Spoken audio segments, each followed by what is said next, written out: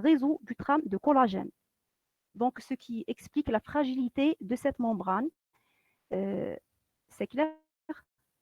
Donc, je reprends le fœtus et le fécondé formé d'un fœtus et des annexes. Les annexes sont représentées par le placenta, le cordon, le liquide amniotique dans lequel il baigne le fœtus et les membranes.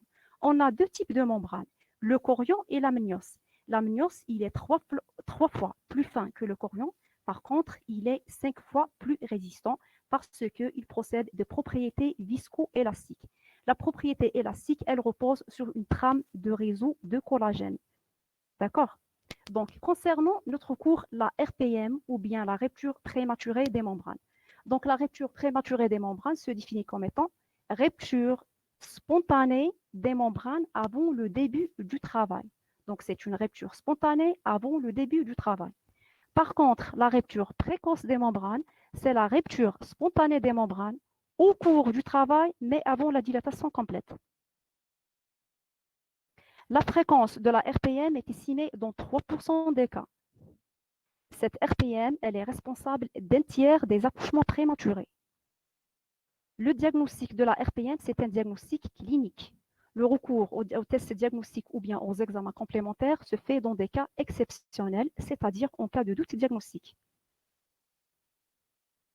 C'est clair? Donc, le déclenchement du travail suite le déclenchement artificiel du travail expose à la césarienne. Par contre, l'attente des conditions favorables au déclenchement expose la femme au risque d'infection.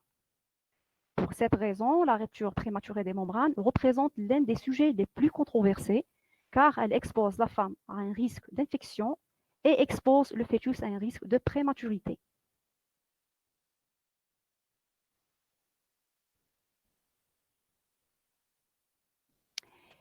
Donc, est-ce qu'il y a des questions pour le moment? Donc, je reprends.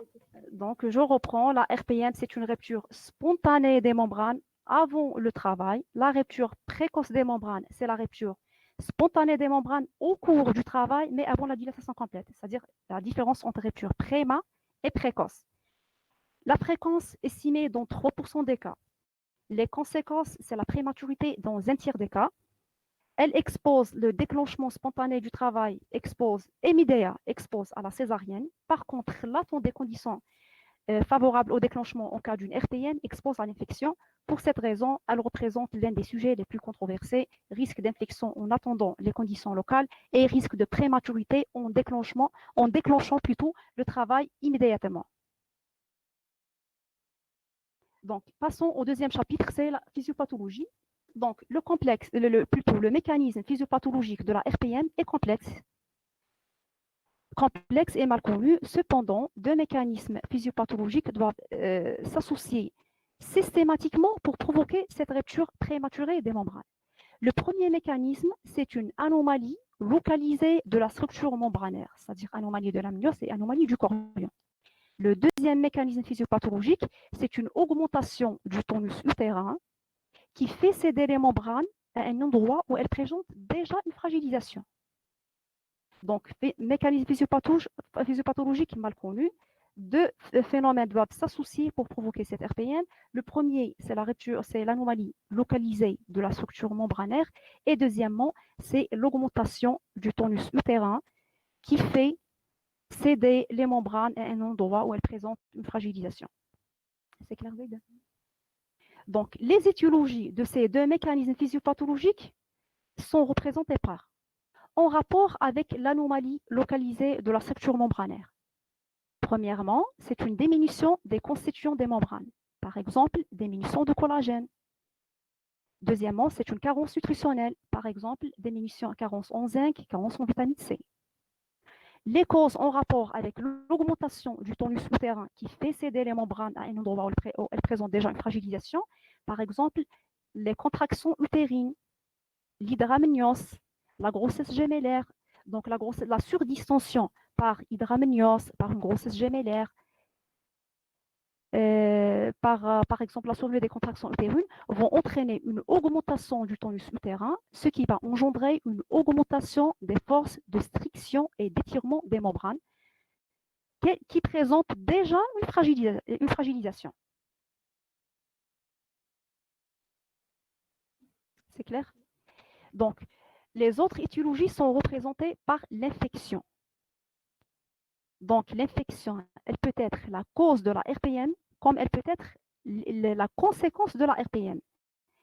Donc, je préfère d'expliquer ce... Donc, je reprends le mécanisme physiopathologique.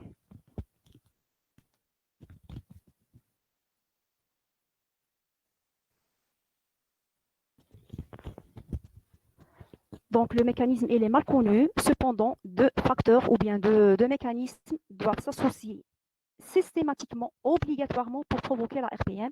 Le premier mécanisme, c'est l'anomalie localisée de la structure membranaire. Et le deuxième, c'est l'augmentation du tonus utérin dans un endroit où elle présente augmentation du tonus utérin qui va fragiliser les membranes à un endroit où elle présente déjà une fragilisation.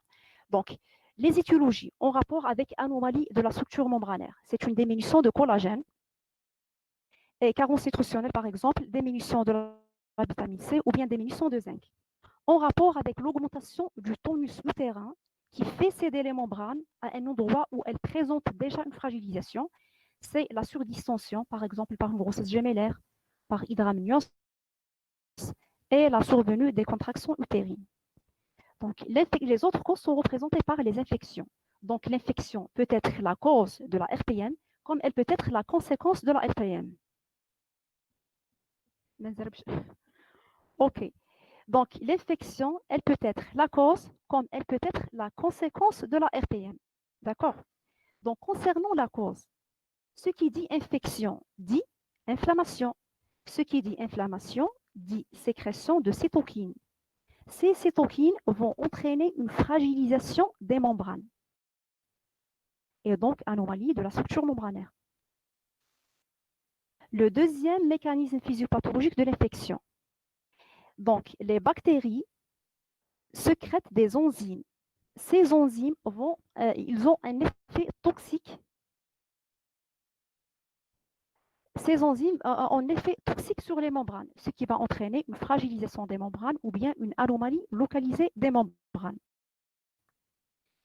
Donc, le troisième mécanisme physiopathologique de l'infection, c'est que au cours de l'infection, on a observé une sécrétion des prostaglandines. Ces prostaglandines vont entraîner ou vont provoquer des contractions utérines. Ces contractions utérines vont entraîner une augmentation du tonus utérin qui vont augmentation des contractions utérines qui vont entraîner une striction et étirement des membranes dans un endroit où elles présentent déjà une fragilisation. C'est clair?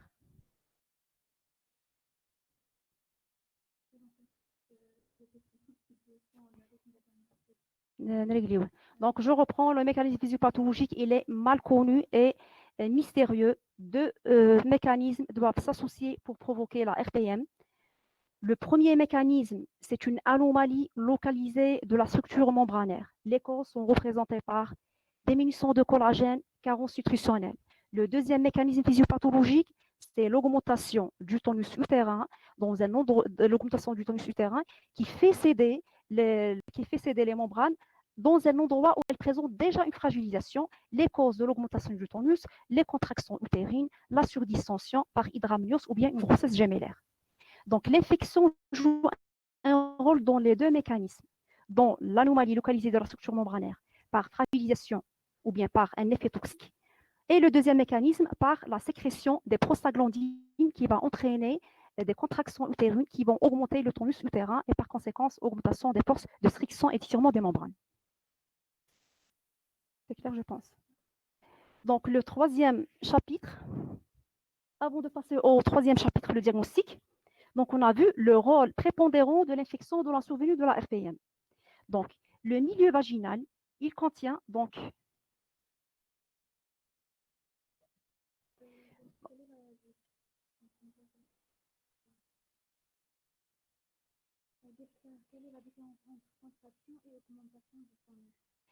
la contraction, l'augmentation du tonus, il peut être le résultat de la contraction utérine. Donc, les contractions utérines, l'augmentation du tonus, c'est l'augmentation de la pression dans la cavité utérine. Cette augmentation de la pression peut être engendrée soit par une contraction utérine, augmentée par exemple une hypercinésie, peut être augmentée par une hypertonie, peut être augmentée par une surdistension utérine, par une macrosonie, grossesse gémellaire ou bien hydraménios. Donc l'augmentation du tonus peut être la conséquence d'une contraction, comme elle peut être la conséquence également d'une augmentation de la surdistension par exemple, le macrosomie fœtale, une grossesse gémellaire, hydraménios, tableau d'Anazar, etc. C'est clair?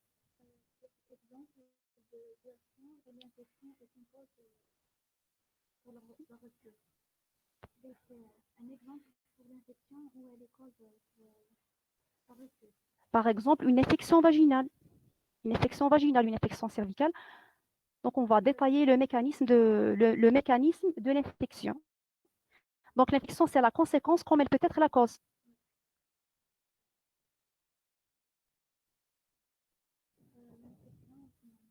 D'accord. Et je vais détailler. Donc, avant de passer au chapitre du diagnostic, je préfère vous rappeler sur les moyens de défense contre l'infection. Donc, le milieu vaginal, il contient 10 à la puissance 8, voire 10 à la puissance 9 bactéries par millilitre.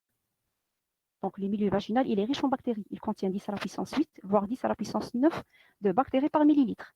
Donc, face à ce risque d'infection ascendante, donc c'est le mécanisme, c'est l'ascension d'une infection. C'est l'ascension d'une infection vaginale, cervicale, vers le col et les membranes, ce qui va entraîner une fragilisation des membranes, augmentation du tonus, etc. Donc, face à ce risque d'infection, il existe deux moyens de défense. C'est clair? Le premier moyen de défense, c'est le mucus endocervical. Le deuxième mécanisme, c'est le pouvoir inhibiteur de la croissance bactérienne du liquide amniotique. Donc, je reprends le liquide, plutôt le milieu vaginal, il est riche en bactéries. Il contient 10 à la puissance 8, voire 10 à la puissance 9 bactéries par millilitre. Face à ce risque d'infection bactérienne ascendante, il existe des moyens de défense. Le premier moyen de défense, il est représenté par le mucus endocervical. Donc, le mucus endocervical, il joue une barrière mécanique, mais aussi biologique. Pourquoi biologique? Parce qu'il contient à des fortes concentrations des immunoglobulines et des lysozymes. Le deuxième moyen de défense contre l'infection, c'est le pouvoir inhibiteur de la croissance bactérienne du liquide amniotique. Donc, le premier mécanisme, c'est le mucus qui joue un rôle, une barrière mécanique et biologique. Le deuxième mécanisme, c'est le pouvoir inhibiteur de la croissance bactérienne du liquide amniotique. Donc, le liquide amniotique, il joue un rôle inhibiteur dans la croissance bactérienne grâce à ses constituants qui sont représentés par les immunoglobulines, les lysozymes, les enzymes, les leucocytes, mais également le complexe peptide zinc, dont l'efficacité de ce rapport est fonction du rapport. Donc, un rapport peptide zinc moins de 100, le liquide amniotique possède un effet bactéricide, c'est-à-dire il tue les bactéries. Un rapport peptide zinc entre 100 et 200, le liquide amniotique possède un effet bactériostatique. Un rapport peptide zinc plus de 200, le liquide amniotique ne possède aucun effet. Donc, je reprends. Les moyens de défense de l'organisme sont représentés par le mucus endocervical et le pouvoir inhibiteur de la croissance bactérienne. Le mucus endocervical, il joue un double rôle, une barrière mécanique, mais aussi biologique. Biologique parce qu'il est riche en immunoglobulines et en lysozymes. Le deuxième mécanisme de défense, ou bien le moyen de défense, est représenté par le pouvoir inhibiteur de la croissance bactérienne du liquide amniotique. Le liquide amniotique confère ce pouvoir parce qu'il est riche en lysozymes, en lysozymes, en enzymes, en immunoglobulines, en leucocytes, mais surtout le complexe peptide zinc, dont l'efficacité est fonction du rapport. Donc, un rapport peptide zinc moins de 100, le liquide amniotique, il présente un effet bactéricide, c'est-à-dire il tue les bactéries. Un rapport peptide zinc entre 100 et 200, le liquide amniotique possède un effet bactériostatique, c'est-à-dire il inhibe la multiplication bactérienne. Un rapport plus de 200, le liquide amniotique ne possède aucun effet.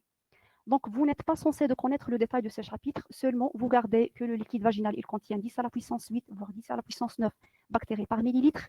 Et face à ce risque d'infection ascendante, il existe deux moyens de défense. C'est le mucus endocervical qui présente une double barrière mécanique et biologique et le pouvoir inhibiteur de la croissance bactérienne du liquide amniotique grâce à ses constituants, surtout le complexe peptide zinc. C'est clair? Est-ce que vous avez des questions? Il n'y a pas de questions, c'est clair.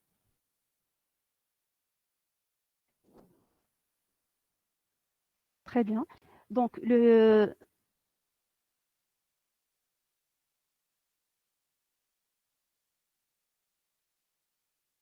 rupture prématurée des membranes, c'est un diagnostic clinique. Le recours aux examens complémentaires, c'est-à-dire aux tests diagnostiques, se fait qu'en cas de difficulté diagnostique. Donc, c'est un diagnostic clinique. Il s'agit d'un écoulement vaginal d'un liquide clair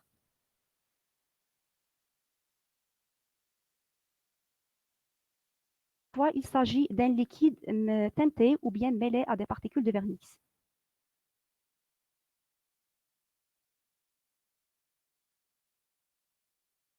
Le recours aux examens complémentaires se fait dans des cas exceptionnels, c'est-à-dire qu'en cas de doute diagnostique, il s'agit d'un écoulement vaginal d'un liquide clair qui est abondant et survenant en dehors de tous efforts ou bien de tout travail. Donc, l'examen sous spéculum, qu'est-ce qu'il va montrer? Il va montrer un écoulement liquidien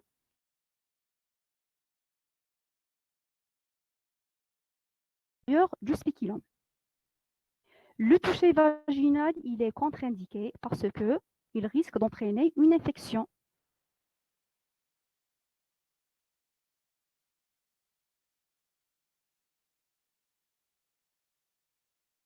Ou bien devant la suspicion d'une procidence du cordon, c'est-à-dire l'extériorisation du cordon devant la présentation,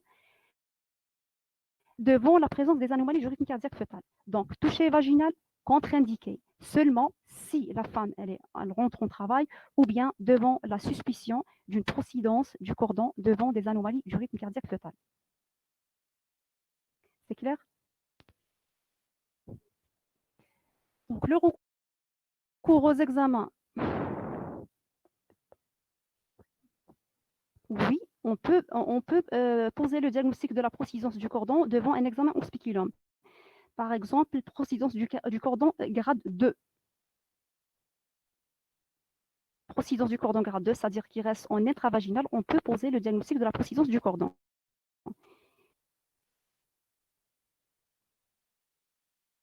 En cas d'une RPI précoce, il n'est pas contre-indiqué parce que c'est une femme qui est en travail. Donc, le toucher vaginal, il n'est pas avant une dilatation complète. Donc, on peut surveiller une femme qui rentre au travail avant la dilatation complète par le toucher vaginal. Très bonne question.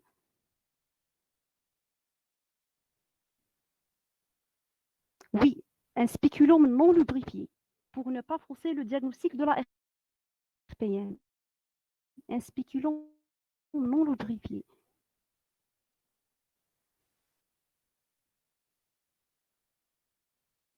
C'est clair? Donc, diagnostic clinique, recours aux examens complémentaires qu'en cas de doute diagnostique. Donc, je cite les examens complémentaires. Vous n'êtes pas censé de connaître le détail des tests diagnostiques. Donc, le premier test diagnostique, c'est le test de la diamine oxydase. Le deuxième test, c'est le test de la nitrazine. Les autres tests sont représentés par recherche de la fibronectine fœtale, recherche de la photoprotéine, amino-intuition, etc. Donc, vous n'êtes pas censé de connaître le détail, seulement je cite certains examens ou bien certains tests diagnostiques. Donc, le test à la diamine oxydase.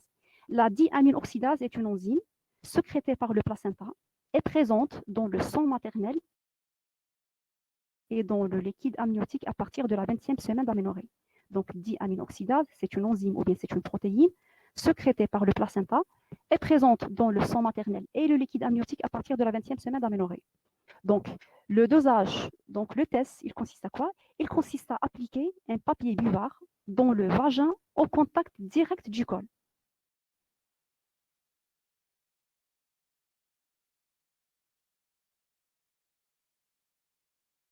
laboratoire. Donc, la mesure de cette protéine, la diaminoxydase, se fait par une méthode radioisotopique. Le seuil de positivité est à partir de 40 milliunités par millilitre. La diaminoxydase, le test de la diaminoxydase, je reprends. La diaminoxydase est une enzyme sécrétée par le placenta, présente dans le liquide amniotique à partir de la 20e semaine d'aménorrhée. Le test, il consiste à appliquer un papier au niveau du vagin, directement au niveau du col. Le papier est retiré au bout d'une minute, adressé au laboratoire pour la mesure de la diaminoxydase par une méthode radioisotopique. Le seuil de positivité est un taux à partir de 40 milliunités par millilitre. Le deuxième test diagnostique, c'est le test de la nitrazine. Donc, le pH endo-cervical est normalement, c'est un pH acide, c'est-à-dire inférieur à 4. Donc, l'augmentation du pH endocervical,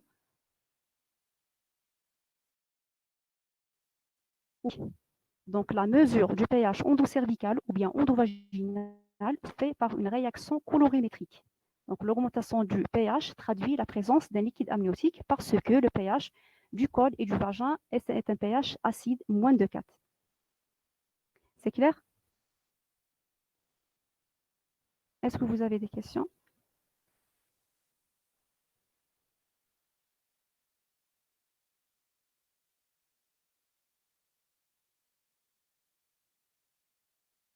De la RPM ou bien de la rupture prématurée des membranes. À votre avis, quelles sont les complications?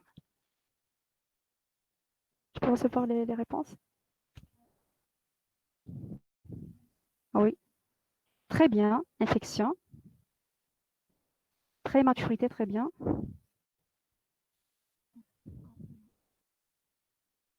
La prématurité, la prématurité. D'accord. Donc, les conséquences de la RPM. La première, les conséquences ou bien les complications. La première complication, c'est la prématurité.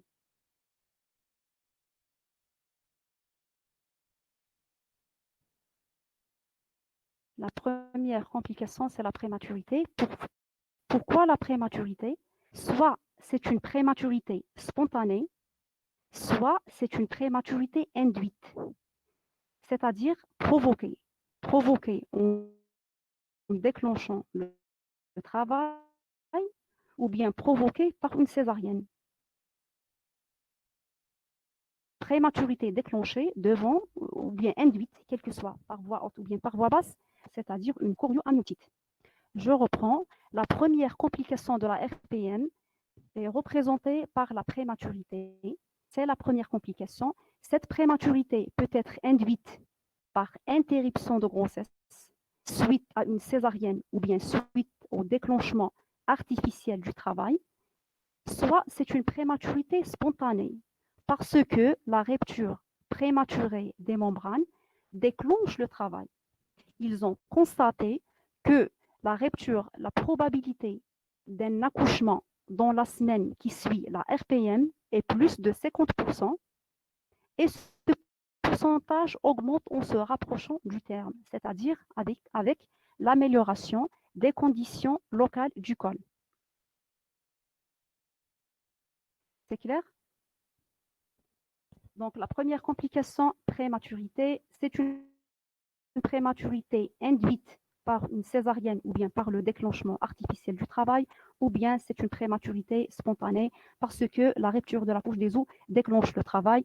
Ils ont constaté que la probabilité d'un accouchement dans la semaine qui suit la RPM est plus de 50% et ce pourcentage augmente en se rapprochant du terme. C'est clair? La deuxième complication, c'est l'infection.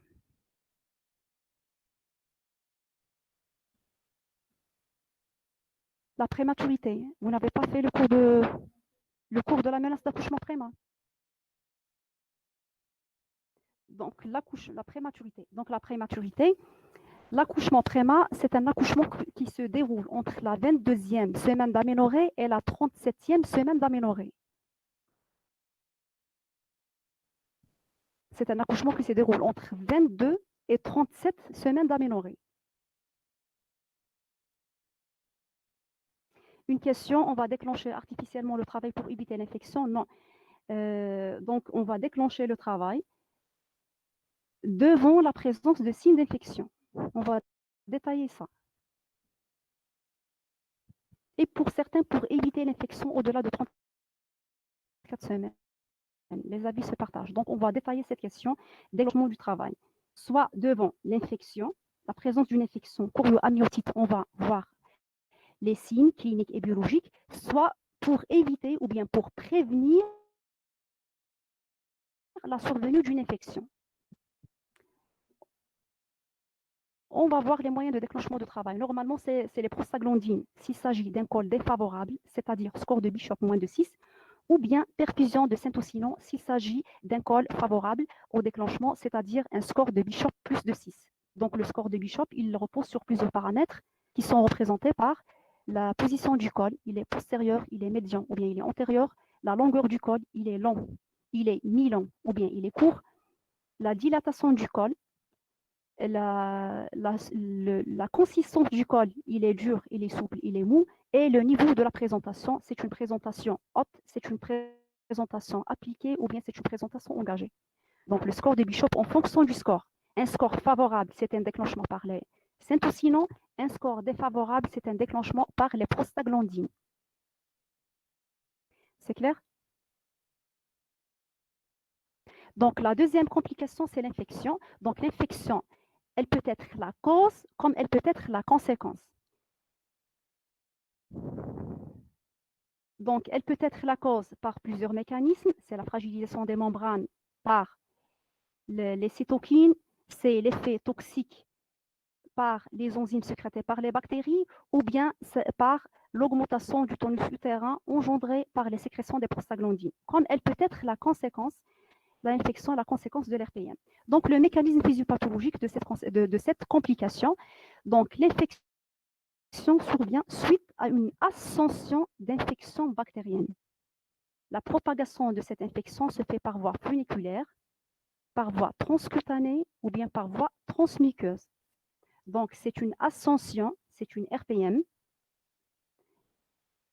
Puis, c'est une ascension d'une infection bactérienne vers les membranes et le liquide amniotique et le fœtus. La propagation de cette infection se fait par voie funiculaire, par voie transcutanée et par voie transmuqueuse. Donc, cette infection se propage dans le tube digestif, dans le canal auriculaire, dans les voies respiratoires et dans les fosses nasales. C'est clair? Donc, rupture des membranes, ascension d'une infection, propagation de l'infection par voie transcutanée et pénétration par conséquence de l'infection par voie digestive, par les voies à travers le canal auriculaire, à travers les fosses nasales, etc. Donc, quelles sont les conséquences de cette pénétration, ascension, pénétration et propagation? Cette agression microbienne peut être responsable d'une méningite, d'une otite, d'une pneumonie, d'une infection cutanée, etc. D'accord? Donc, les germes le plus souvent rencontrés sont représentés par le streptocoque B et l'Escherichia coli. Ils sont retrouvés dans 45% des prélèvements fœtaux, c'est-à-dire après l'accouchement. Ils ont identifié 100% des cas. Donc, je reprends. La deuxième complication est représentée par l'infection. Le mécanisme physiopathologique, c'est l'ascension d'une infection microbienne. Cette infection peut se propager par voie transcutanée, par voie transmuqueuse, parfois pénétrant dans le tube digestif, les voies nasales, le canal auriculaire, etc., responsable d'une agression microbienne, c'est-à-dire d'une méningite, d'une otite, d'une infection cutanée, d'une pneumonie, etc. Les deux germes les plus rencontrés sont représentés par le streptocoque B et l'Escherichia coli dans 45% des cas. C'est clair? Est-ce que vous avez des questions pour le moment?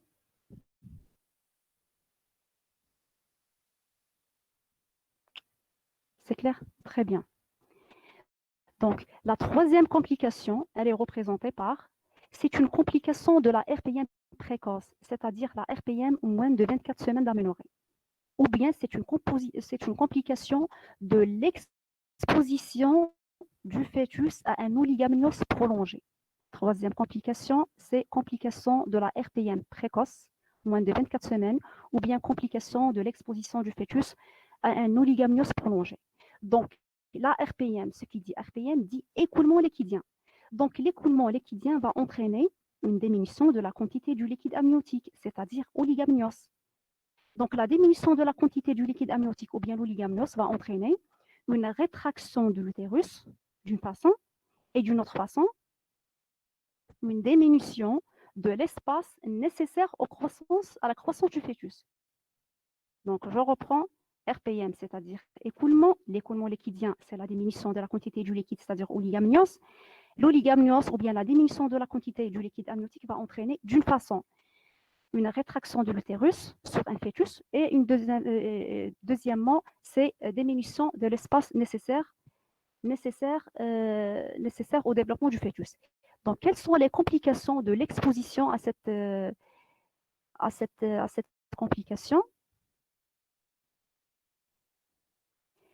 C'est quoi les complications funiculaires? D'accord. C'est la quatrième complication. C'est la quatrième complication. Donc, je vais détailler les complications funiculaires. Les complications funiculaires qui sont représentées par les complications en rapport avec les annexes, c'est-à-dire le cordon, les membranes, etc. Le placenta, c'est-à-dire les complications des annexes. D'accord. C'est clair, les complications, le mécanisme. Donc, quelle est la conséquence de l'exposition à un fœtus,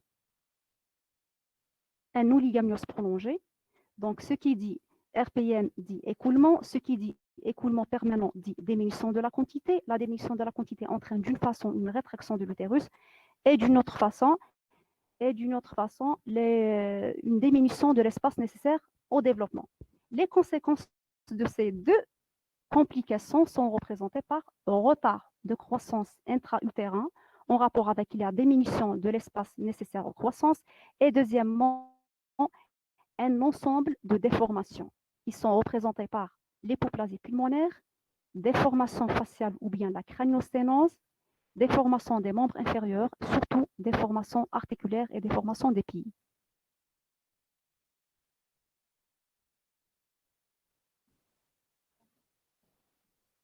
Oui, en cas de fissuration des membranes, c'est-à-dire en cas d'une rupture punctiforme seulement.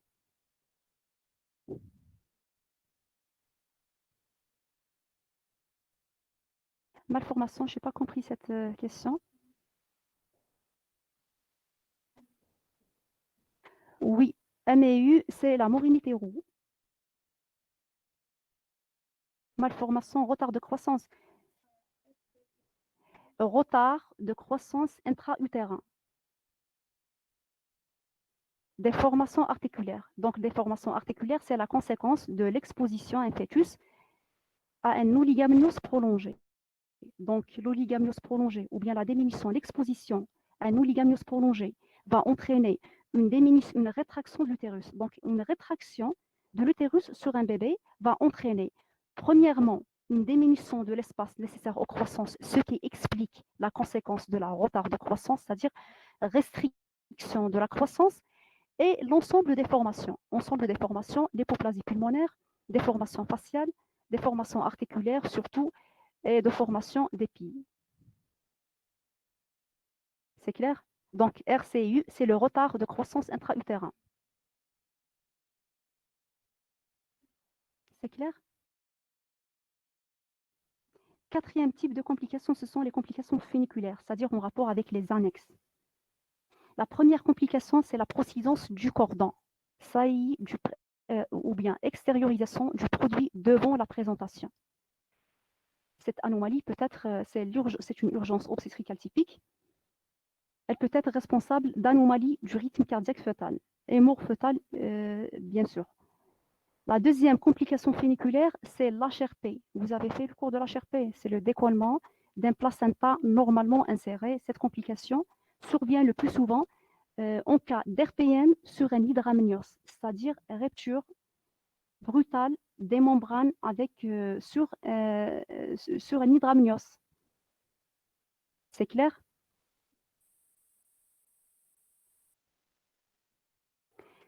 Cinquième type de complication, c'est la présentation de siège. Cette complication, elle est en rapport avec la prématurité. Donc, c'est une présentation vicieuse qui s'observe s'il s'agit le plus souvent d'un fœtus prémat. C'est clair?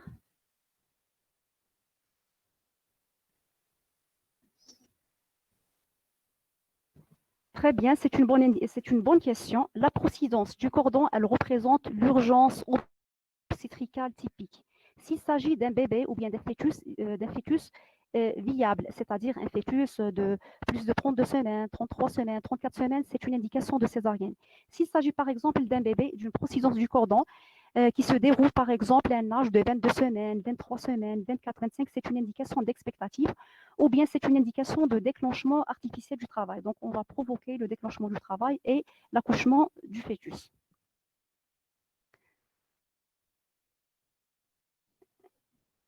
Répétez le quatrième point, c'est-à-dire la complication de... Le quatrième point, c'est-à-dire la dernière complication de siège. La complication de siège, c'est une complication. La présentation de siège, c'est une présentation vicieuse. Elle est en rapport avec la prématurité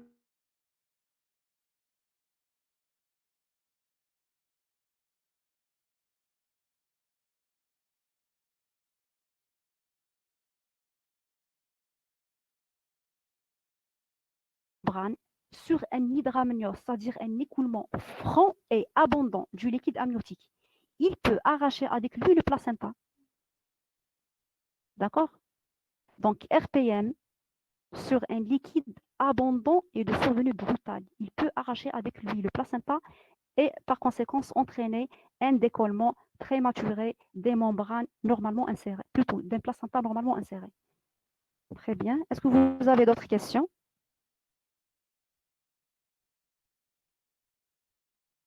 Donc, la dernière complication est représentée par les complications maternelles. Les complications maternelles, la première complication, c'est la HRP. Elle fait partie également des complications maternelles. La deuxième complication, c'est l'endométrite, c'est-à-dire l'inflammation de l'endomètre suite à l'ascension d'une infection microbienne, par exemple vaginale ou bien endocervicale, voire la propagation d'une infection ovulaire dans la circulation maternelle et par conséquent l'endomètre. Troisième type de complication maternelle, la rétention placentaire. Quatrième complication, le recours à la césarienne. Cinquième complication, c'est l'infection amniotique. Elle fait partie également des complications maternelles. Et dernièrement, dans des cas exceptionnels, la septicémie ou bien le choc septique, bien sûr secondaire à la propagation de l'infection. Donc, je reprends. Les complications de la RPM sont représentées par la première complication, c'est la prématurité. Soit c'est une prématurité induite, soit c'est une prématurité spontanée. Induite devant la survenue d'une complication, par exemple, devant une infection. Induite par voie haute, c'est-à-dire par une césarienne, ou bien en déclenchement artificiellement du travail. Soit c'est un déclenchement spontané du travail parce que la rupture prématurée des membranes déclenche le travail. Ils ont observé que la probabilité d'un accouchement dans la semaine qui suit la RPM est plus de 50% et augmente en se rapprochant du terme. La deuxième complication, elle est représentée par l'infection. L'infection se fait suite à une ascension d'une infection bactérienne.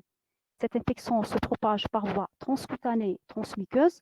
Elle se propage dans le tube digestif, les voies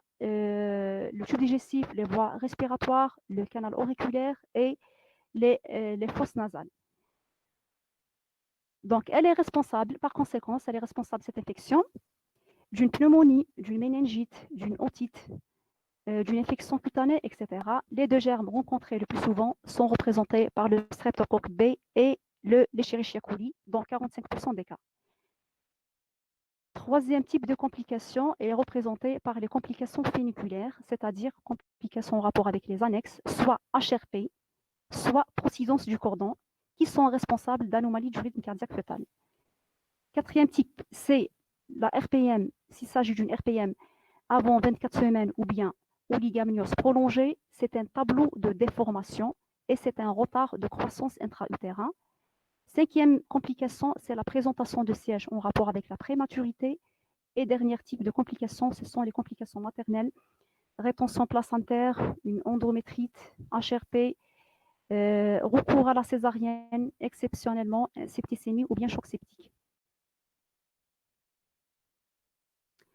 Comment expliquer la rétention placentaire? Peut-être la rétention placentaire, elle est en rapport avec l'endométrite.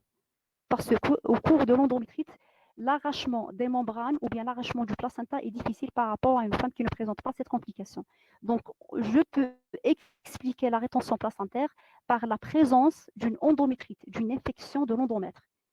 Dans ce cas-là, l'arrachement du placenta de la caduque est difficile. Donc, on peut observer une rétention suite à une infection. Quelles sont les indications au recours à la césarienne?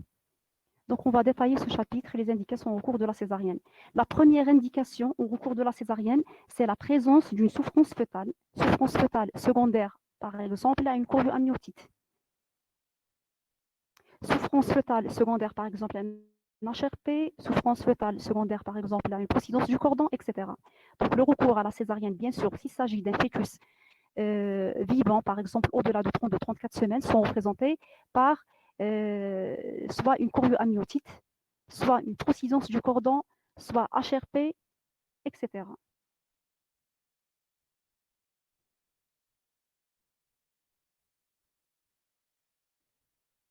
C'est clair?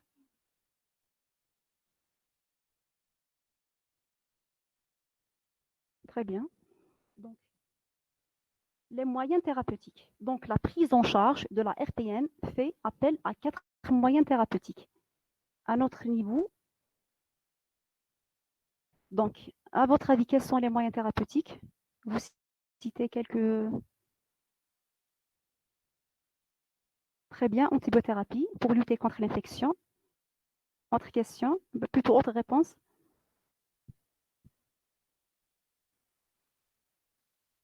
Très bien, antibiothérapie, corticoïdes, tocolis, très très bien. Donc, il fait appel à 4 moyens thérapeutiques. Très bien.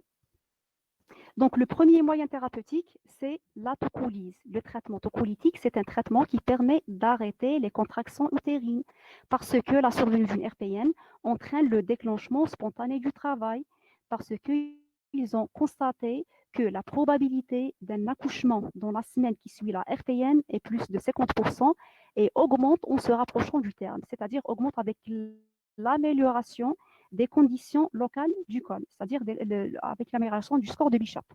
Donc la tocolyse, elle permet, le traitement tocolytique, il permet d'arrêter les contractions utérines. Il est administré pendant une courte durée, c'est-à-dire 48 heures. Le traitement tocolytique le plus souvent utilisé est représenté par les bêta-2 némétiques.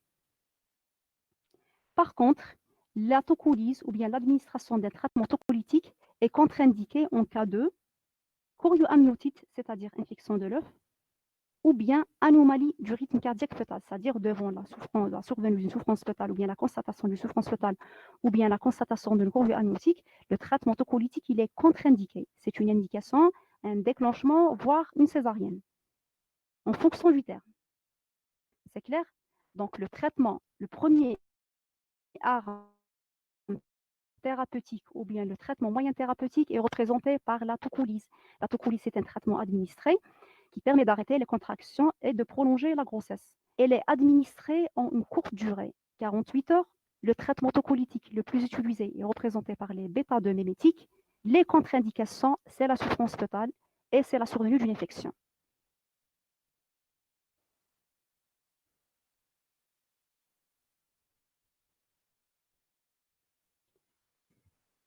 Donc, le deuxième arme thérapeutique, ce sont représentés par les antibiotiques.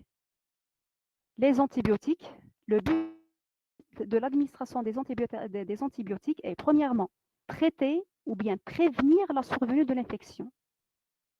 Deuxièmement, le deuxième but, donc le premier but, c'est traiter l'infection ou bien prévenir la survenue d'une infection. Le deuxième but, c'est de prolonger la grossesse afin de lutter contre les complications de la prématurité. Donc, pourquoi l'administration des antibiotiques permet la prolongation de la grossesse?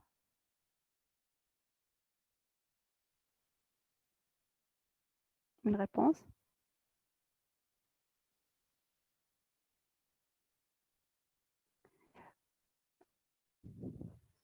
Prolifération. Lutter contre les infections, oui. Très bien.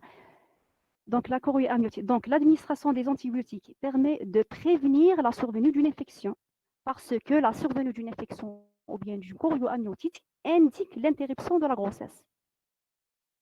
C'est clair? Donc, le but des antibiotiques, c'est un traitement curatif ou bien préventif des infections et deuxièmement, prolonger la grossesse afin de lutter contre les complications de la prématurité. Donc, l'antibiothérapie ou bien l'antibiotique utilisé doit avoir une bonne diffusion placentaire et fœtale. Donc, à l'époque, ils ont indiqué les antibiotiques ou bien l'administration des antibiotiques est limitée chez certaines femmes qui présentent des terrains particuliers, c'est-à-dire une femme qui présente une valvulopathie rhumatismale, une femme diabétique, une femme sous corticoïdes, une femme qui présente une maladie auto-immune. Actuellement, le recours aux antibiotiques se fait d'une façon systématique devant la RPM. Donc, l'amoxicilline représente le traitement de choix. Il est administré pendant une durée le minimum de 5 jours. C'est clair? Donc, deuxième arme thérapeutique, les antibiotiques. Le but, c'est de prévenir et de traiter l'infection. Deuxième but, c'est de prolonger la grossesse afin de lutter contre les complications de la prématurité. L'antibiotique utilisé ou bien choisi doit avoir une bonne diffusion tissulaire, placentaire et fœtale. Le recours aux antibiotiques se fait actuellement d'une façon systématique. L'amoxicilline représente le traitement de choix. Donc, troisième arme thérapeutique est représentée par les corticoïdes. Les corticoïdes sont administrés également pendant une courte durée de 48 heures à la dose, par exemple, dexaméthasone à la dose de 12 mg par jour en intramusculaire. Donc, cure courte de 48 heures, la posologie, c'est dexaméthasone 12 mg par jour par voie IM. Le rôle des corticoïdes, très bien, c'est d'accélérer la maturité pulmonaire, lutter contre les complications, par exemple l'entérocolite ulcéro-nécrosante, l'hémorragie intraventriculaire, la leucomalacie périventriculaire et en général diminution globale du taux de la mortalité et de la morbidité périnatale. D'accord? Quatrième arme thérapeutique, c'est le transfert in utero, c'est-à-dire de rapprocher les femmes à haut risque d'accouchement prémat vers une maternité de niveau 3, c'est-à-dire maternité possédant des moyens de réanimation adéquats. C'est clair? Est-ce que vous avez des questions?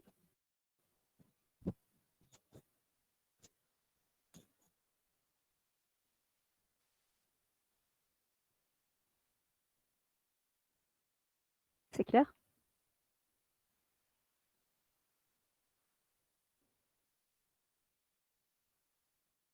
Très bien. Donc, passons au chapitre conduite à tenir devant une RPM, quel que soit le terme. Donc, la conduite, quel que soit le terme.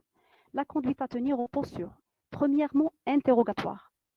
Interrogatoire à la recherche des antécédents médicaux et obstétricaux des femmes, c'est-à-dire la recherche de certains terrains particuliers, c'est-à-dire antécédents par exemple d'une valvulopathie rhumatismale, antécédents de diabète, prise d'un traitement corticoïde, une maladie auto-immune, etc., une infection lors de la infection urinaire lors de la grossesse, etc. L'interrogatoire, il permet aussi de préciser le terme de la grossesse grâce à la confrontation DDR et échographie précoce, c'est-à-dire date des dernières règles et échographie précoce.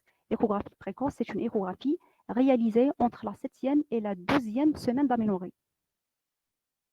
Donc la conduite à tenir devant une RPM, quel que soit le terme, repose sur, premièrement, l'interrogatoire.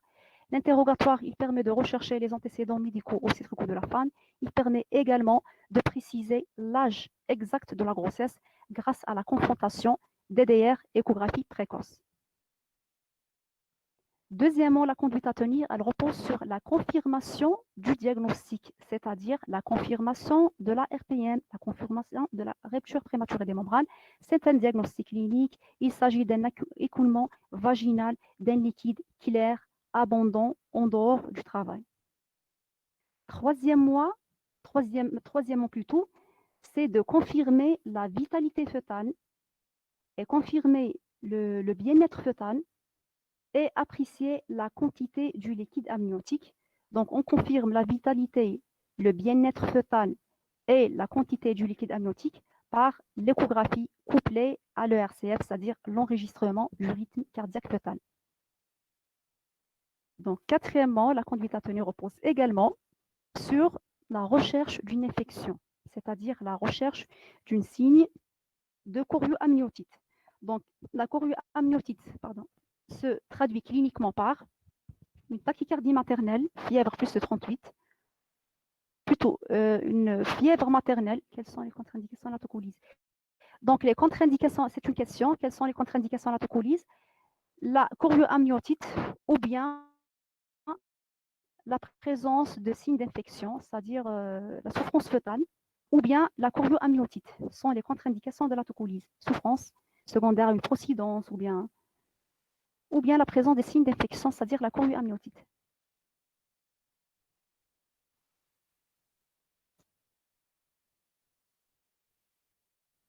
C'est clair?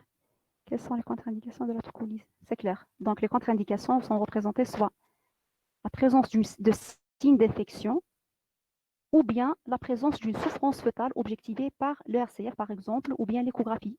L'échographie, un mauvais score de Manning. Mais surtout, on base sur le RCF. Donc, les signes de la chorioamniotite, on doit chercher également une infection qui est représentée par la chorioamniotite. Ici, sont représentés par la fièvre maternelle, température plus de 38, une tachycardie maternelle, une tachycardie fœtale, un pouls ou bien une fréquence cardiaque de base plus de 160, une hypercinésie. L'hypercinésie se définit comme étant une augmentation de la fréquence, de l'intensité ou bien de la durée des contractions utérines. Quatrième signe de la chorioamniotite, c'est la persistance des contractions utérines, de la douleur plutôt, en dehors des contractions utérines. Et le dernier signe, c'est la présence d'un liquide amniotique teinté d'odeur fétide. Donc, l'infection ou bien la chorioamniotite se traduit par des signes cliniques et par des signes biologiques.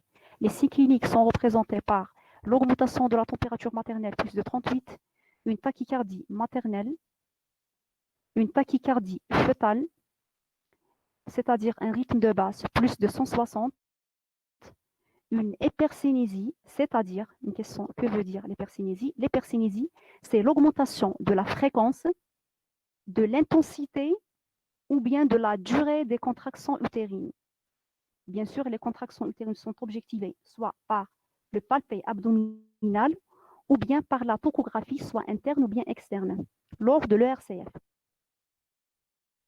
Augmentation, la hypercinésie, c'est l'augmentation de la fréquence, c'est-à-dire au-delà de 5 contractions par des minutes, de l'intensité, c'est-à-dire plus de 60 mm de mercure par minute, ou bien de la durée des contractions utérines. C'est une contraction qui dure plus de 60 secondes. Vous gardez hypercinésie, augmentation de la fréquence, de la durée ou bien de l'intensité des contractions utérines. C'est un signe qui peut traduire la présence d'une infection. Donc, le quatrième signe, c'est l'hypercinésie.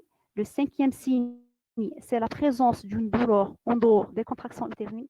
Et le sixième signe clinique, c'est la présence d'un liquide amniotique teinté d'odeur fétide. Donc, quels sont les signes biologiques de la chorioamniotite? Donc, l'FNS, il montre une hyperleucocytose, c'est-à-dire des globules blancs plus de 15 000. Plus de 15 000, ou bien parce que des globules blancs égale, un chiffre des globules blancs égale 15 000, il est physiologique chez la femme enceinte. Donc, on parle d'hyperleucocytose chez la femme enceinte au-delà de 15 000. Deuxième signe biologique objectivé lors de l'FNS, c'est l'augmentation du titre ou bien du chiffre des globules blancs à plus de 30% entre deux dosages successifs. Donc, soit un chiffre plus de 15 000 soit l'augmentation du taux des globules blancs plus de 30% entre deux dosages successifs. C'est clair?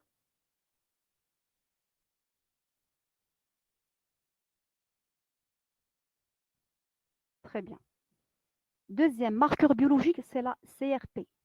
La CRP, on tient compte de soit d'un chiffre plus de 40 mg par litre, soit plusieurs dosages plus de 20, soit augmentation du chiffre de la CRP plus de 30% entre deux dosages successifs. Donc je reprends, on tient compte soit d'un chiffre plus de 40, soit plusieurs dosages plus de 20, soit augmentation du chiffre de la CRP à plus de 30% entre deux dosages. C'est clair?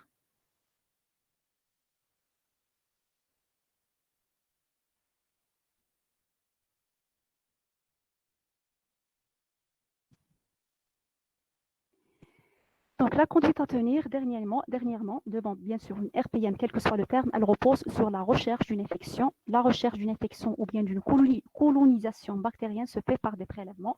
Prélèvements au niveau de l'endocole, prélèvements au niveau du vagin, un examen cytobactériologique des urines ou bien des hémocultures en cas de fièvre maternelle à la recherche de l'hystériose ou bien infection à l'hystéria. On tient compte de la durée. Je pense quelle est la durée entre ces deux dosages? 3 jours. 3 jours. La durée entre deux dosages successifs, que ce soit à la recherche d'une augmentation du chiffre des globules blancs, plus de 30%, ou bien de la CRP, c'est 3 jours entre deux dosages, soit l'FNS ou bien la CRP. C'est clair?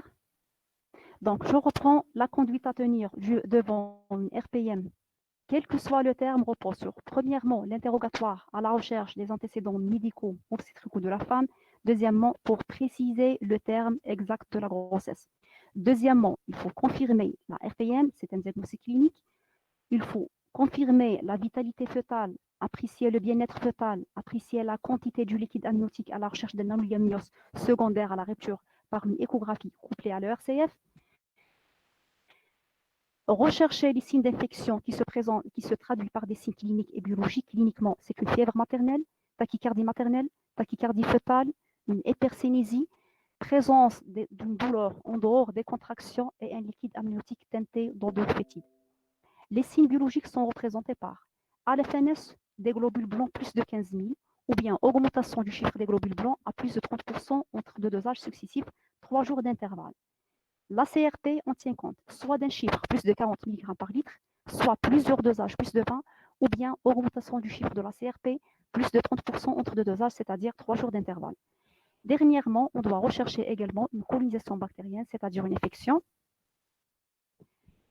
Une infection, la recherche de l'infection se fait par des prélèvements endocervicales, prélèvements vaginal, un examen cytobactériologique des urines et des hémocultures en cas de fièvre maternelle, par exemple température plus de 38, 38,5.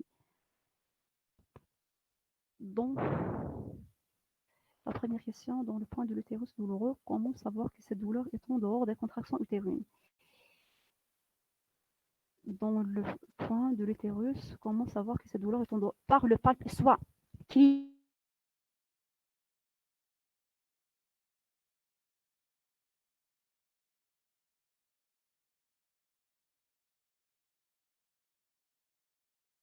utérus, c'est clair?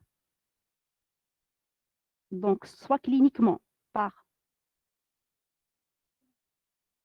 dans le point de l'utérus douloureux, comment savoir que cette douleur est en dehors des contractions utérines? Donc, vous palpez l'utérus. S'il s'agit par exemple d'un utérus relâché, il s'agit d'une douleur qui survient en dehors des contractions utérines. Donc, vous éliminez la présence d'une contraction utérine par le palper ou bien grâce à la topographie interne ou bien externe qui objective la présence d'une contraction.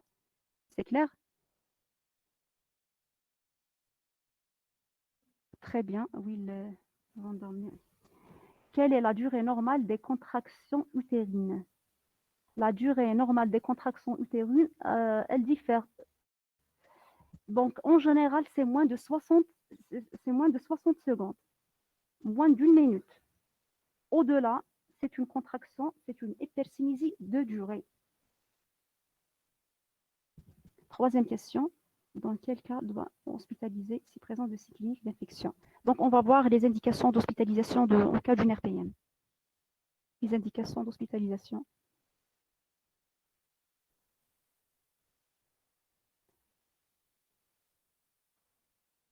Bien sûr, lors de recherche du germe, on adapte le traitement, bien sûr.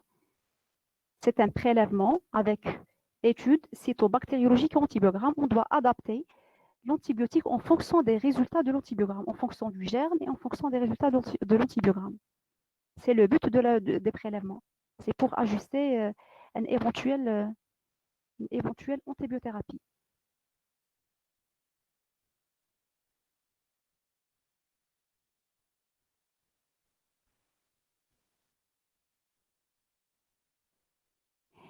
L'hypercinésie est une indication. Non, l'hypercinésie n'est pas une indication de la tocolyse. L'hypercinésie, il faut la confirmer. Devant la présence d'une hypercinésie, on va penser à une chorioamniotite. Donc, il faut la confirmer il faut la confirmer par l'FNS, par les examens biologiques, c'est-à-dire FNS et RP. Et il faut bien sûr la réalisation de l'ERCF à la recherche du signe de souffrance fœtale.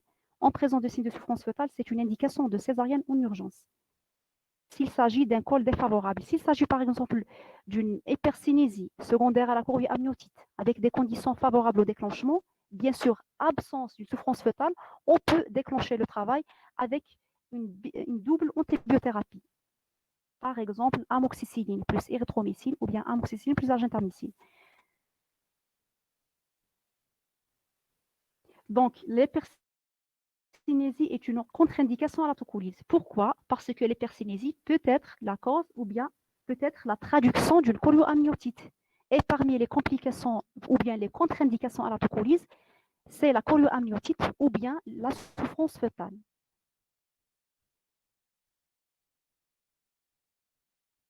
Bien sûr, dans ce cas, il y a une contre-indication à la tocolyse.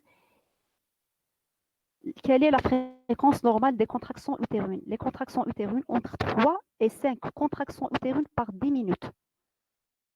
La fréquence normale entre 3 et 5 par 10 minutes. Moins de 5 ou bien moins de 3, c'est une hypocinésie de fréquence. Au-delà de 5 contractions par 10 minutes, c'est une hypercinésie de fréquence.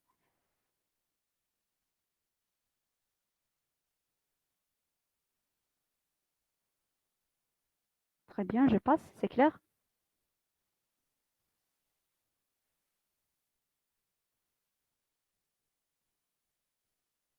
Très bien. Donc, la conduite à tenir devant une RPM, quel que soit le terme. Donc, maintenant, on va passer au chapitre avant-dernier, c'est la conduite à tenir en fonction du terme, de la grossesse. Donc, avant 24 semaines, en général, c'est l'abandon. Antibiothérapie, surveillance. Entre 24 et 34 semaines, c'est une indication. Premièrement, d'hospitalisation. Deuxièmement, un repos relatif. Troisièmement, antibiothérapie, amoxicilline par exemple, à la dose d'un comprimé ou bien un comprimé d'un gramme fois 3 par jour, ou bien s'il s'agit d'une forme, donc une injection fois 3 par jour. Les corticoïdes dexaméthasone, 12 mg par jour, en IM à renouveler après 24 heures, c'est-à-dire pendant 48 heures. La tocolyse, par exemple, les bêta-2 mimétiques ou bien les inhibiteurs calciques pendant 48 heures. Troisièmement, ou bien quatrièmement, c'est la surveillance. Donc, devant une RPM entre 24 et 34 semaines, c'est l'hospitalisation, c'est le repos relatif, les antibiotiques, la corticothérapie et la tocolyse, plus la surveillance. La surveillance, c'est une surveillance clinique, c'est une surveillance biologique. La surveillance clinique, c'est une surveillance, premièrement, de la température, de l'écoulement vaginal, la surveillance du tonus à la ou de la sensibilité utérine à la recherche d'une hypercinésie. Donc, c'est une surveillance également biologique, FNS, CRP, 2 fois par semaine. Un prélèvement vaginal 1 fois par semaine. Une mesure de l'index amniotique, c'est-à-dire la quantité de liquide amniotique, 1 fois par semaine. Et la surveillance de la croissance fœtale 1 fois tous les 10 jours. Donc, je reprends devant une RPM moins de 24 semaines, c'est l'expectative, c'est l'abandon. bien sûr, les antibiotiques et la surveillance biologique et clinique à la recherche de signes de chorioamniotite amniotique. Devant une RPM entre 24 et 34 semaines, hospitalisation, repos relatif, antibiothérapie, corticoïdes, tocolyse et surveillance.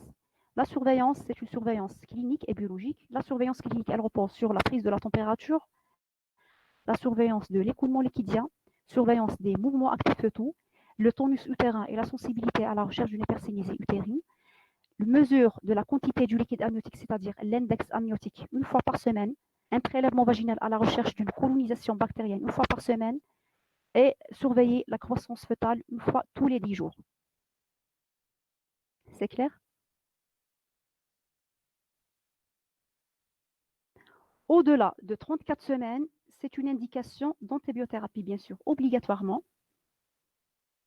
Pas de tocolyse et pas de corticothérapie au-delà de 34 semaines. Seulement les antibiotiques.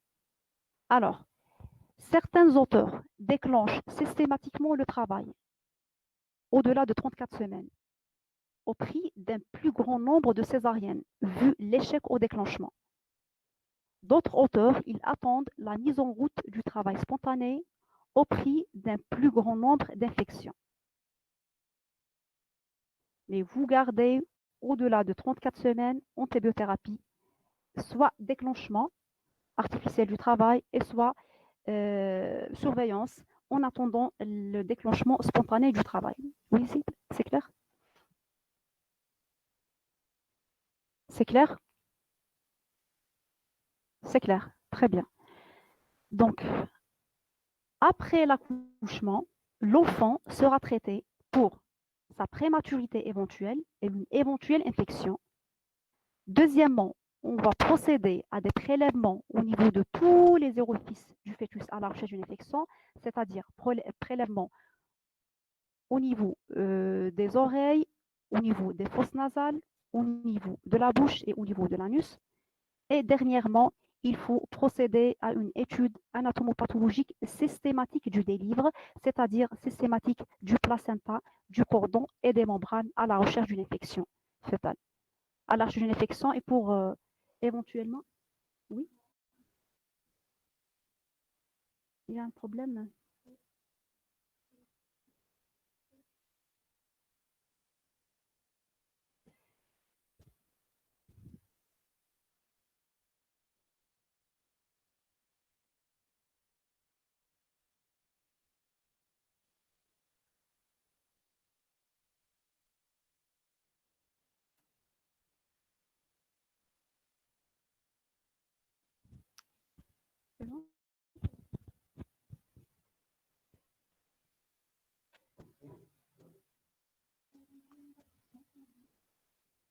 Vous m'entendez? Oui,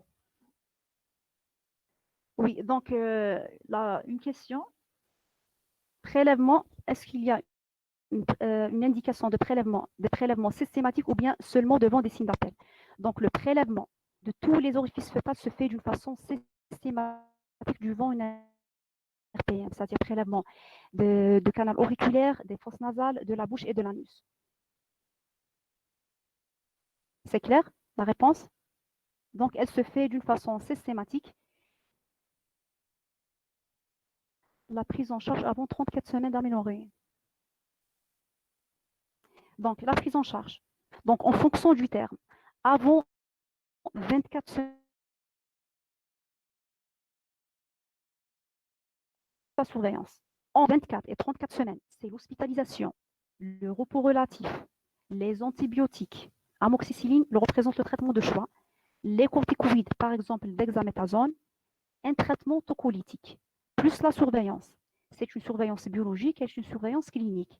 La surveillance clinique, c'est la prise de la température, la surveillance de l'écoulement liquidien, la surveillance de la tonicité et de la sensibilité à la recherche d'une hypercinésie, la surveillance des mouvements actifs fœtaux, une surveillance fœtale, un ERCF 2 fois par jour, mesure de l'index amniotique ou bien apprécier la quantité du liquide amniotique grâce à l'échographie 1 fois par semaine, un prélèvement vaginal à la recherche d'une colonisation bactérienne 1 fois par semaine et surveiller la croissance fœtale une fois tous les 10 jours. Donc, au-delà de 34 semaines, c'est une indication d'antibiothérapie seulement. Pas de tocolyse ni de corticoïdes. Donc, certains auteurs préfèrent le déclenchement systématique du travail au-delà de 34 semaines, bien sûr sous couverture d'antibiotiques, au prix d'un plus grand nombre de césariennes, en cas d'échec, c'est-à-dire en cas d'échec au déclenchement après 34 semaines. D'autres, ils attendent le déclenchement spontané du travail, bien sûr, ou bien apprécier la quantité du liquide amniotique grâce à l'échographie une fois par semaine, un prélèvement vaginal à la recherche d'une colonisation bactérienne une fois par semaine et la, surveiller la croissance fœtale une fois tous les 10 jours. Donc, au-delà de 34 semaines, c'est une indication d'antibiothérapie seulement. Pas de tocolyse ni de corticoïdes. Donc, certains auteurs préfèrent le déclenchement systématique du travail au-delà de 34 semaines, bien sûr sous couverture d'antibiotiques, au prix d'un plus grand nombre de césariennes, en cas d'échec, c'est-à-dire en cas d'échec au déclenchement après 34 semaines. D'autres, ils attendent le déclenchement spontané du travail, bien sûr sous couverture d'antibiotiques, au prix d'un plus grand nombre d'infections. C'est clair?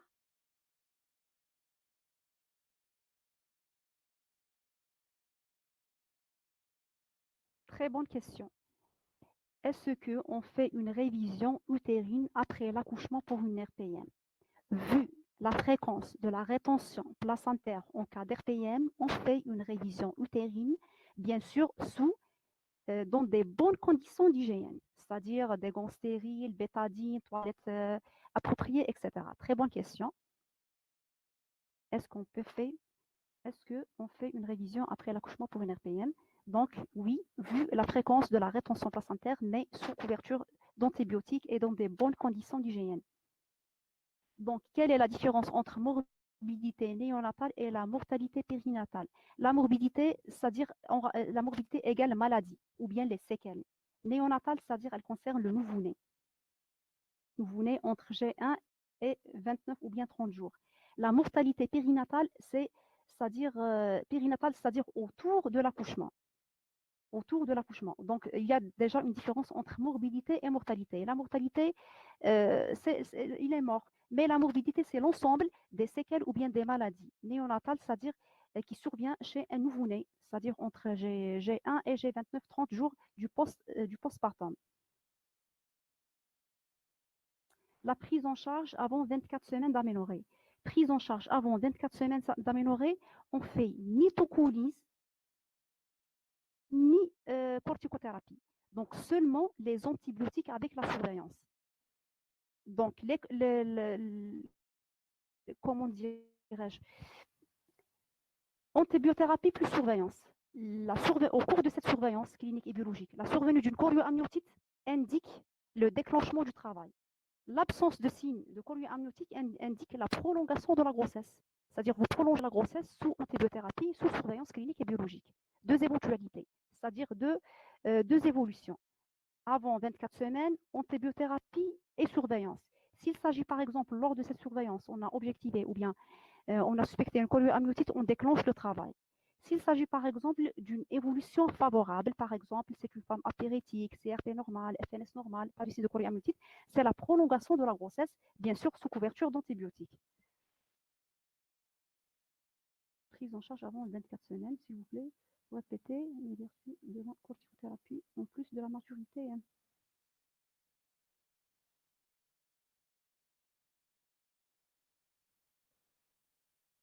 Donc, je pense les avantages de la corticothérapie en plus de l'accélération de la maturité pulmonaire. C'est ça?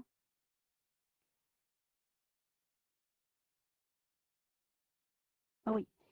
Donc, la corticothérapie permet, premièrement, d'accélération de la maturité pulmonaire. Et donc, vous avez fait le module de pédiatrie? Hein. Pas encore.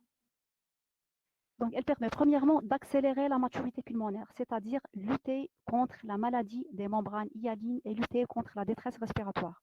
Deuxièmement, prévenir la survenue ou bien d'une hémorragie intraventriculaire ou bien de leucomalacie périventriculaire.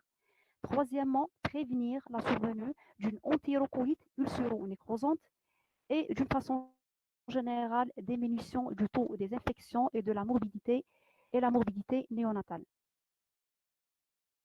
Donc, les avantages, c'est d'accélérer la maturité pulmonaire, lutter ou bien prévenir les hémorragies intraventriculaires, leucomalacie périventriculaire, l'entérocolite ulcéro-nécrosante et globalement diminuer le taux de la mortalité et la morbidité périnatale en rapport avec la prématurité, bien sûr.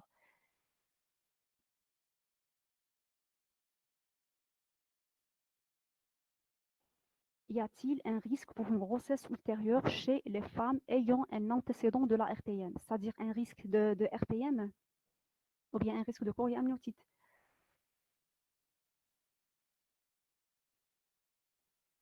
Oui, donc risque d'RPM. Oui, il y a un risque d'RPM chez une femme qui a présenté, qui a un antécédent d'RPM. Pourquoi?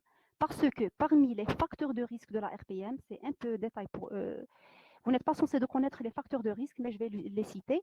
Donc, les facteurs de risque de la RPM sont représentés par antécédent de la RPM, antécédent d'un accouchement prématuré, antécédent des avortements spontanés, antécédent de conisation de déchirure du col ou bien de cerclage du col, antécédent d'HRP ou bien de placenta prévia, une grossesse gémellaire, les infections ou bien les femmes qui appartiennent à un niveau socio-économique défavorable.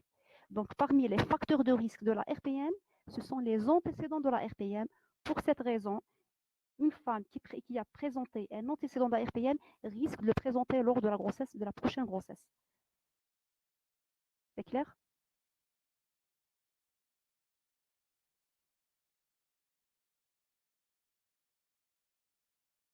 Le mécanisme physiopathologique, comment accélère les corticoïdes de la maturation pulmonaire, par quel mécanisme? Je pense par la synthèse de surfactants. Hein. Je pense. C'est la synthèse de surfactants qui permet de lutter contre le syndrome de la détresse respiratoire, c'est-à-dire le syndrome de la détresse respiratoire et la maladie des membranes hyalines.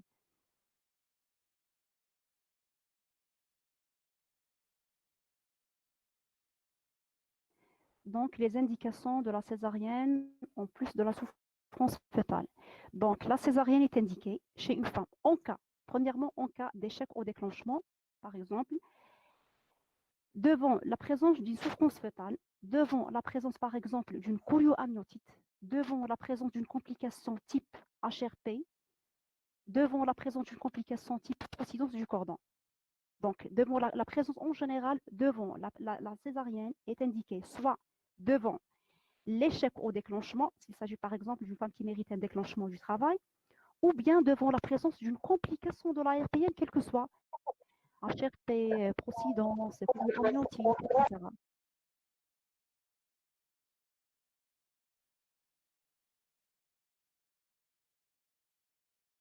Tant que les antibiotiques vont traverser le placenta, pourquoi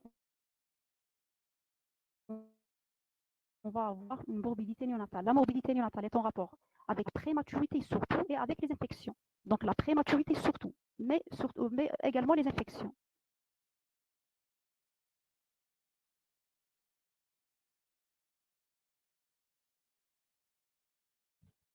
C'est clair, mais riche.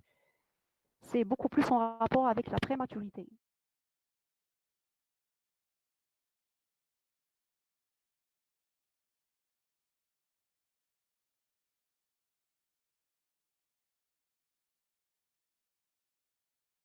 Très bien. Donc, un détail sur l'estimation de la quantité du liquide amniotique. Donc, l'évaluation de la quantité du liquide amniotique se fait par deux méthodes, soit la méthode de Hall et Combarlin, soit la méthode de Hall et Phelan. La méthode de Combarlin et Hall, elle consiste à mesurer la profondeur de la plus grande citerne. Le diamètre normal, il est compris entre 20 et 80 mm. Donc, je reprends deux méthodes pour l'estimation de la quantité du liquide amniotique. La méthode de Comberlin et al. Qui consiste à mesurer la profondeur de la plus grande citerne. Le diamètre normal est compris entre 20 et 80. Donc, moins de 20, on parle d'oligomnios. Entre 20 et 80, on parle d'un liquide normal, quantité normale. Au-delà de 80, entre 80 et 100, on parle d'excès de liquide. Au-delà de 100, on parle d'hydramnios. Donc, vous gardez mesure de la profondeur de la plus grande citerne. Le diamètre normal, c'est 20 et 80. Donc, la surveillance de la quantité du liquide amniotique se fait par l'estimation de cette quantité.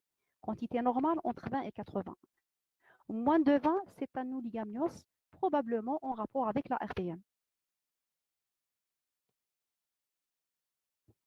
Deuxièmement, la deuxième méthode, c'est la méthode de Phelan et al. La méthode de Phelan et al, elle consiste à diviser l'abdomen en 4 quadrants par 2 droits perpendiculaires.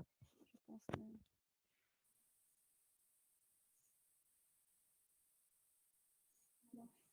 pour quantifier la quantité du liquide amniotique, on a deux méthodes. Soit la méthode de Pont-Bernard et al. Vous n'êtes pas censé de connaître les mots des méthodes. Soit c'est la méthode de Pont-Bernard et al. Soit c'est la méthode de Phelan et al. La méthode de Phelan et al. Elle consiste à mesurer l'index amniotique. La valeur normale de l'index amniotique, c'est 8,1 jusqu'à 18 cm. La valeur normale de la première méthode, c'est entre 20 et 80 mm. C'est-à-dire, moins de 20, on parle d'oligamiose. Entre 80 et 100, on parle d'excès de liquide amniotique.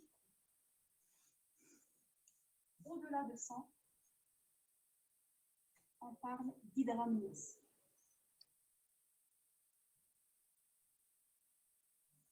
D'accord.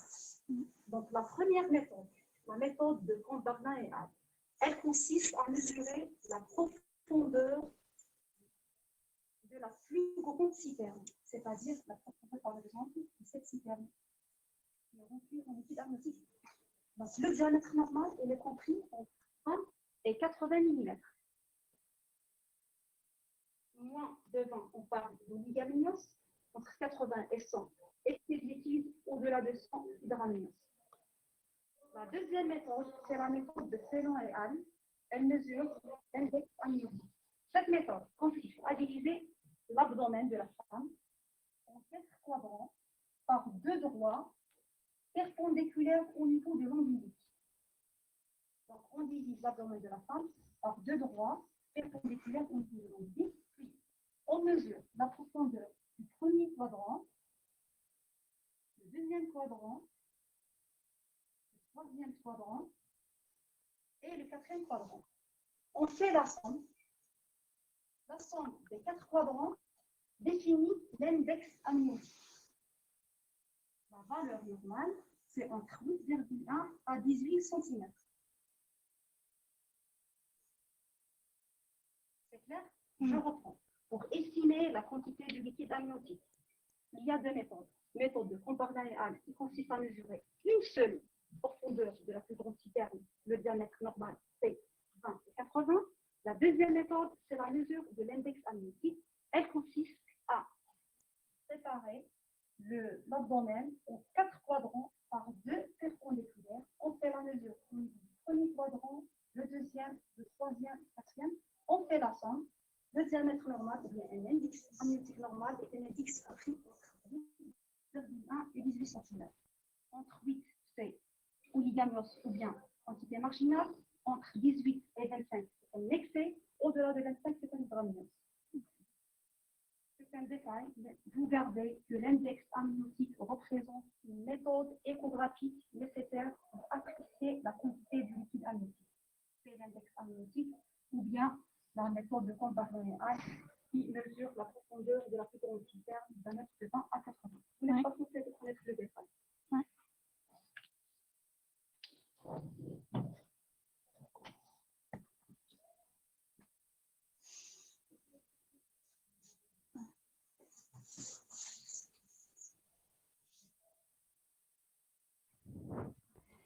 Je vous en prie, tant que notre ami ne passe pas.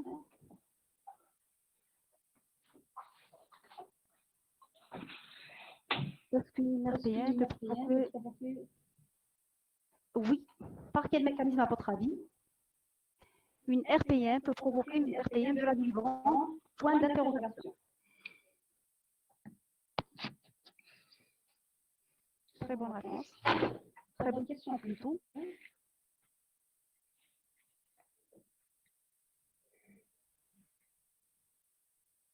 Elle peut provoquer une hémorragie de la ligne du ventre par le biais d'une réponction placentaire.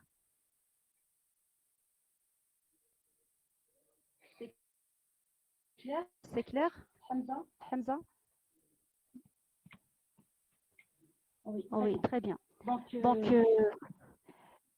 autre question. Oui, si la secondaire, on donne raison.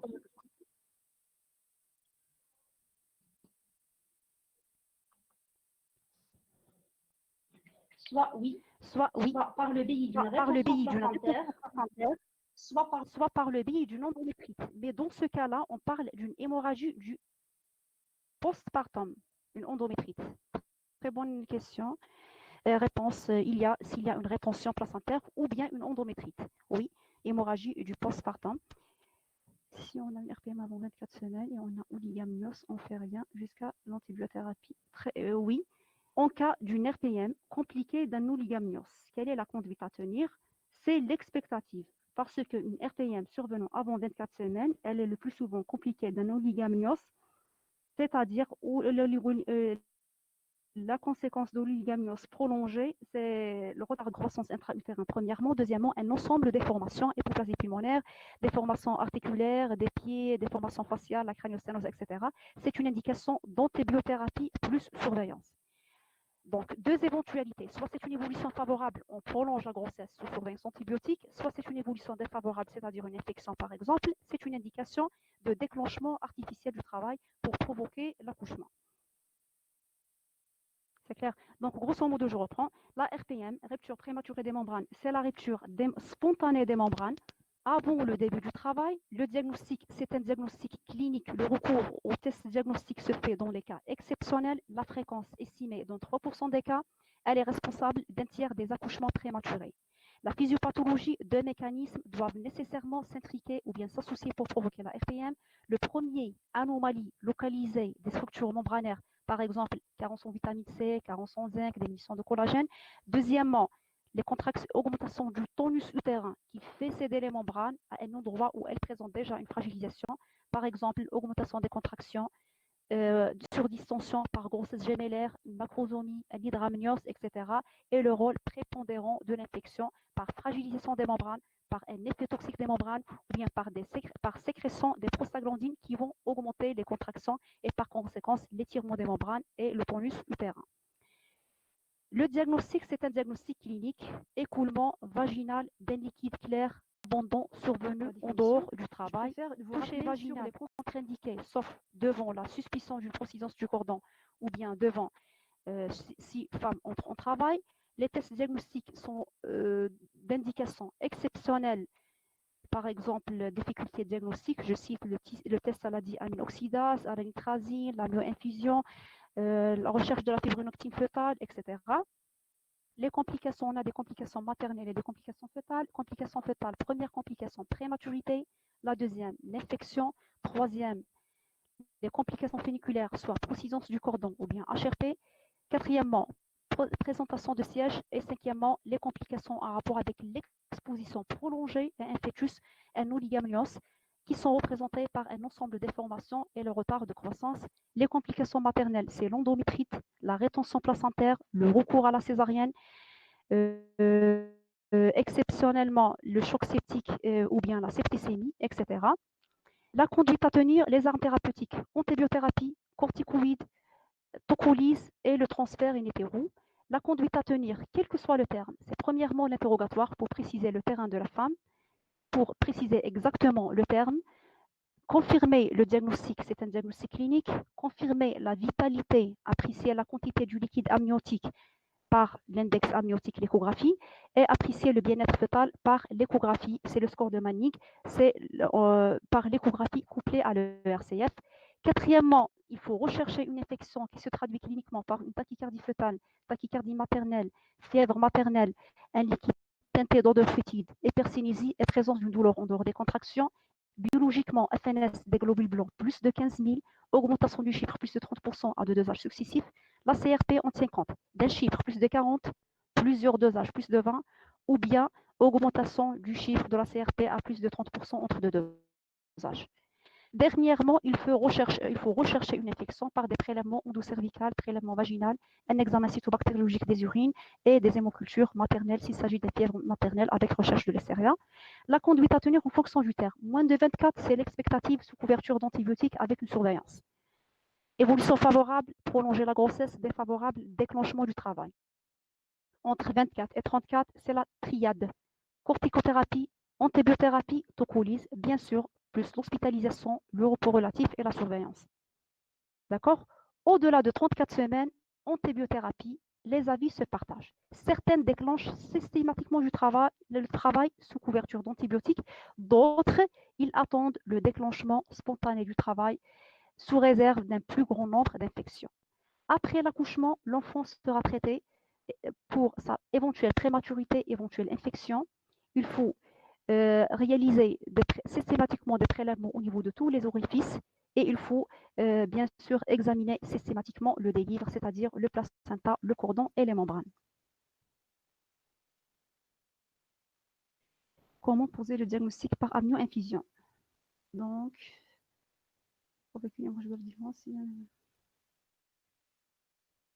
Donc, une question, s'il vous plaît, comment poser le diagnostic par amnio-infusion?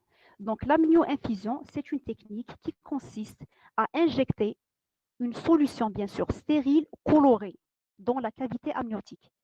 Donc, l'écoulement d'un liquide coloré à travers le vagin confirme le diagnostic de la RPM. Je reprends la question. S'il vous plaît, comment poser le diagnostic par amnio-infusion? L'amnio-infusion, c'est une technique qui vise à injecter une solution stérile colorée dans la cavité utérine. Donc, l'écoulement d'un liquide coloré à travers le vagin ou bien à travers le col peut confirmer le diagnostic de la RPM. S'il s'agit d'une RPM, bien sûr, on observe un écoulement coloré à travers l'orifice cervical ou bien à travers le vagin. C'est clair?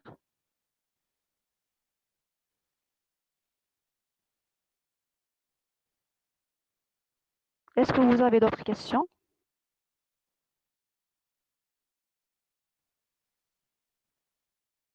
Oui. Questions concernant les leucorrhées?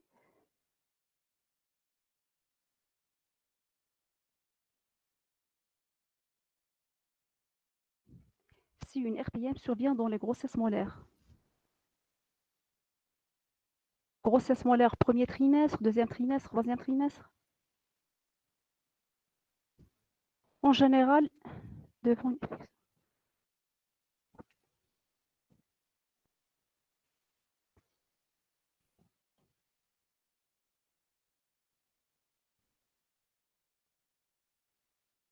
Donc, la conduite à tenir devant une RPM sur une grossesse molaire. Pas de différence. Pas de différence, quoique c'est une association rare. Parce que l'évolution d'une grossesse molaire, c'est l'avortement spontané, hémorragique au cours du premier trimestre, ou bien l'accouchement prémat au cours de deuxième, troisième trimestre, avec un retard de croissance et un ensemble de déformations. Donc, c'est la même conduite. Pas de différence.